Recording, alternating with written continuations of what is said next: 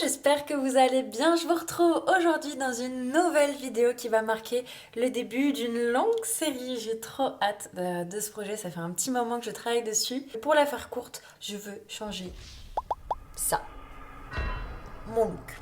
Clairement, ça fait trop de temps que je me laisse aller sur mes tenues vestimentaires et là j'ai vraiment envie, besoin de rafraîchir ma garde-robe.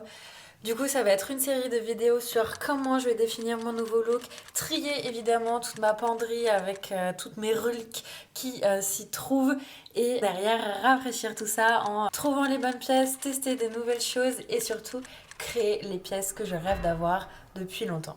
Et on va aujourd'hui définir en fait le look que j'aimerais avoir, faire tout un mood board et évidemment je vous emmène avec moi dans tout le processus. Alors c'est parti, let's go. Hello hello.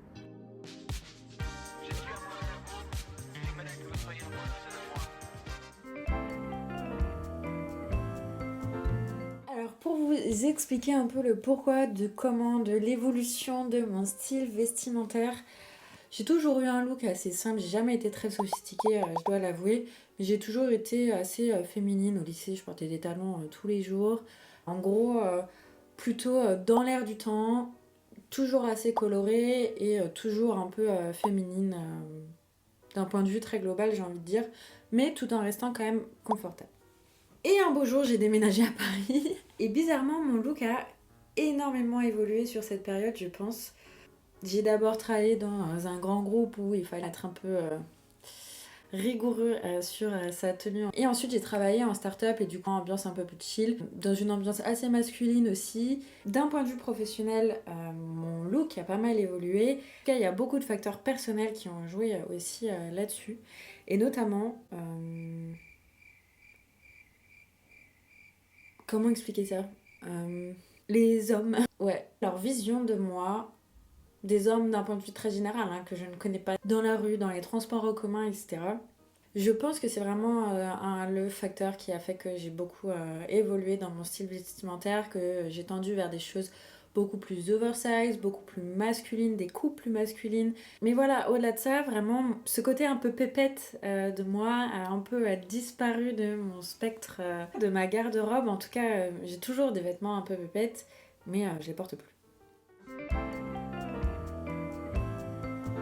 Facteur qui a été vraiment, je pense, décisif dans ma tête et où il y a eu un gros tilt où en fait je me suis rendu compte de ça et ce qui a un peu enclenché ma réflexion de ok, pourquoi je porte ces vêtements-là? Est-ce que c'est pour moi parce que c'est vraiment confortable ou c'est parce que j'ai peur de me faire emmerder dans la rue? En fait, c'est une journée particulière d'été, je crois. À l'époque, je travaillais dans un coworking. Ce jour-là, je sais pas pourquoi, j'avais décidé de mettre une jupe portefeuille midi avec un petit t-shirt blanc et des sneakers pour aller au bureau. Je me suis dit, cette jupe-là, je l'ai achetée au Brésil, j'ai encore jamais mise. En plus, ce soir, on buvait un verre avec les collègues. Je me suis dit, bah génial, c'est l'occasion de... voilà, faire un peu l'effort et pour une fois de me faire un peu pépette. Et ce jour-là, j'ai pris le métro en début d'après-midi au moment du déjeuner. Et ça faisait extrêmement longtemps que ça ne m'était pas arrivé. Mais un monsieur s'est permis dans le métro de m'accoster et s'est permis d'être très insistant dans son abordage.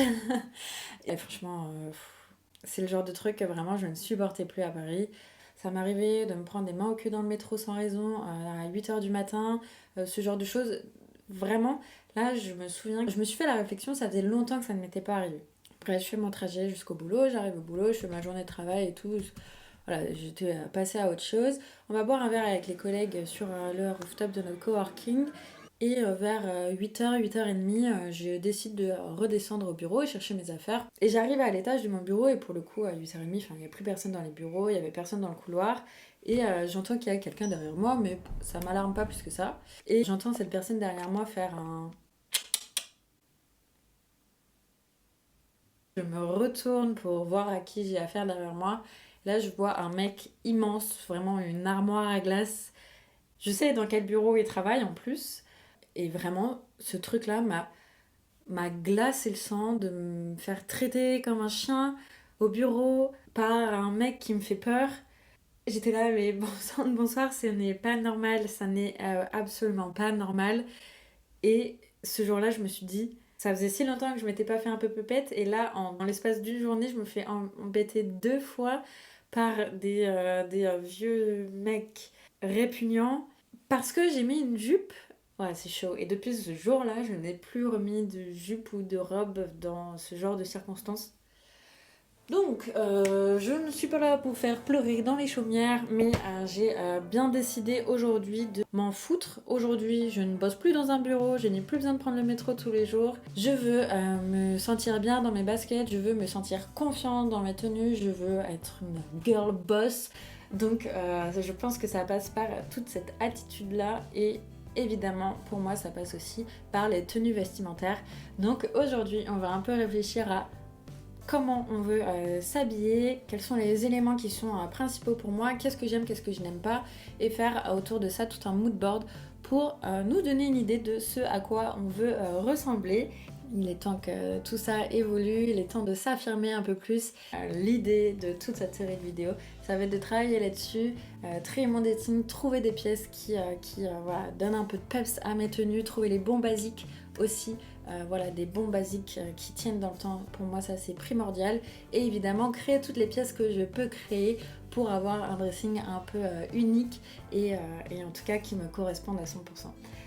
Donc ça va être une grande série de vidéos, j'ai trop hâte de la commencer. Le printemps arrive, l'été aussi, et je me dis que c'est vraiment le bon moment pour engager tout ce processus-là. On rentre dans le vif du sujet, si je vous montre un peu tout ce que j'ai en tête.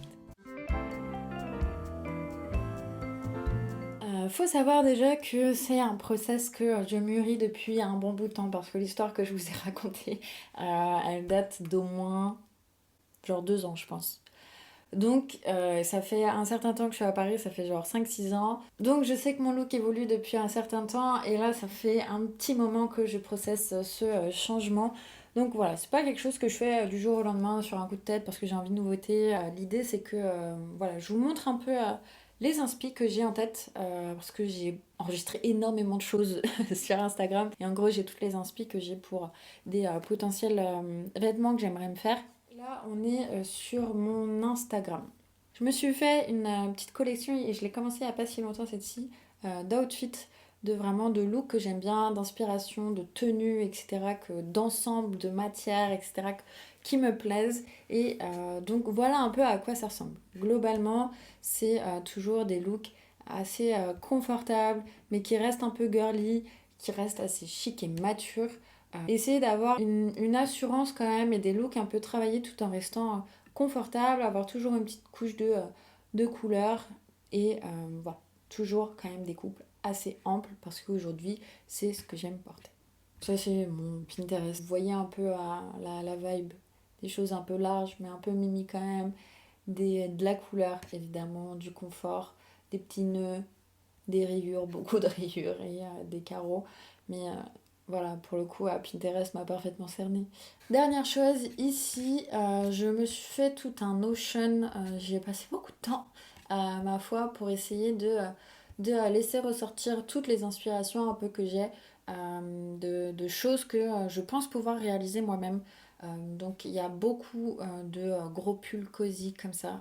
Clairement, c'est un de mes prochains projets au tricot, je pense, quand j'aurai vraiment le temps. Et après, il y a beaucoup de choses aussi un peu dans l'air du temps, dans les tendances que je ne me vois pas acheter forcément en neuf.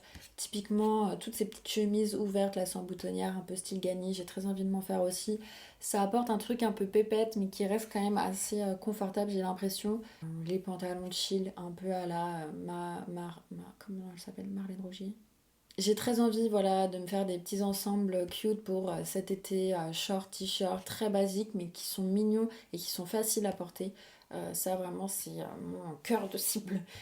J'ai bien envie aussi de me faire des robes bien amples parce que vraiment j'adore ça. J'en ai une dans mon placard que je me traîne depuis très longtemps et pour le coup c'est l'une des robes que j'ai le pensé le plus parce que vraiment elle est très confortable à porter. J'ai pas le sentiment qu'on me mate à travers mes vêtements, vous voyez ce que je veux dire.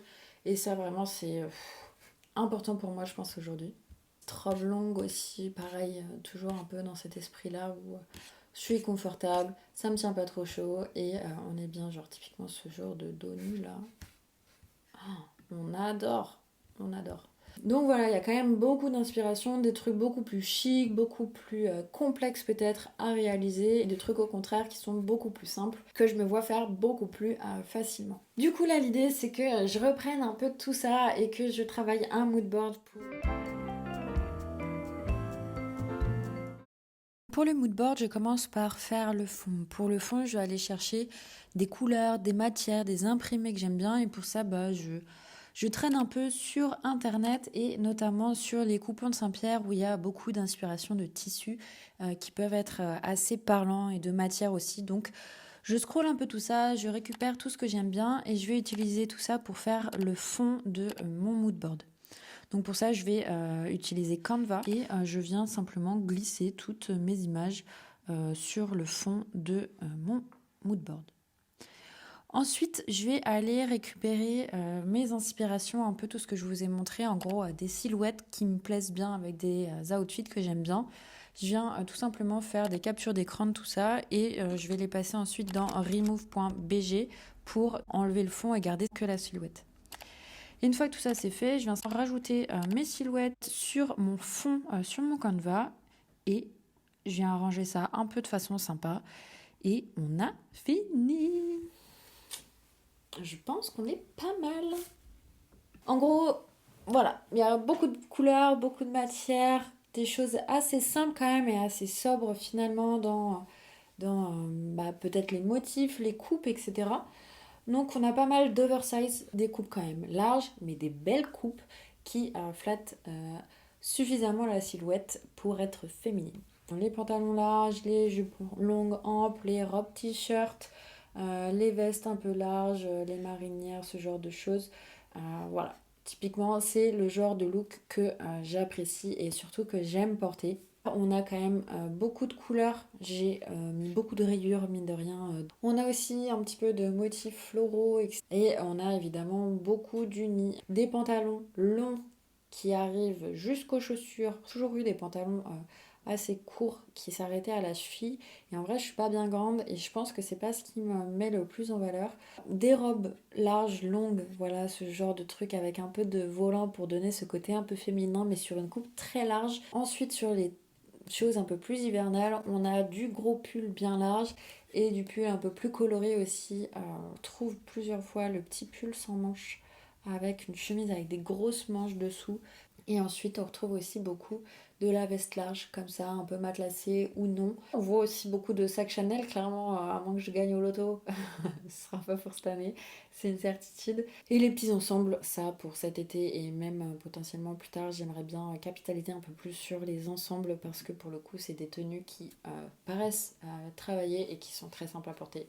Donc, on va faire de l'ensemble. Donc voilà, on veut du basique, des choses assez intemporelles, mais des belles matières, des belles coupes et de la couleur. Principalement, des coupes amples avec quelques petites touches de choses beaucoup plus féminines que ce que j'ai l'habitude de porter. Donc voilà, un peu mon mood board, mes envies pour mes looks à venir. Donc vraiment, il y a du boulot. Je pense que les prochaines vidéos, ça va être le tri de mon dressing et voilà, travailler sur les patrons, les tissus que je veux travailler, trouver en tout cas les bons modèles par rapport à ce que je veux faire et en gros me faire toute une orga autour de tout ça pour coudre efficacement et me faire une garde-robe de rêve.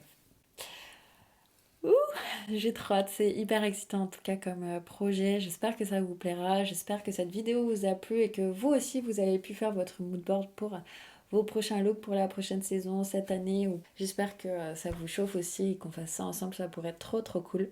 Alors n'hésitez pas à vous abonner à la chaîne pour pas louper les prochaines vidéos. Et du coup je vous retrouve à très bientôt pour une prochaine vidéo. Ciao.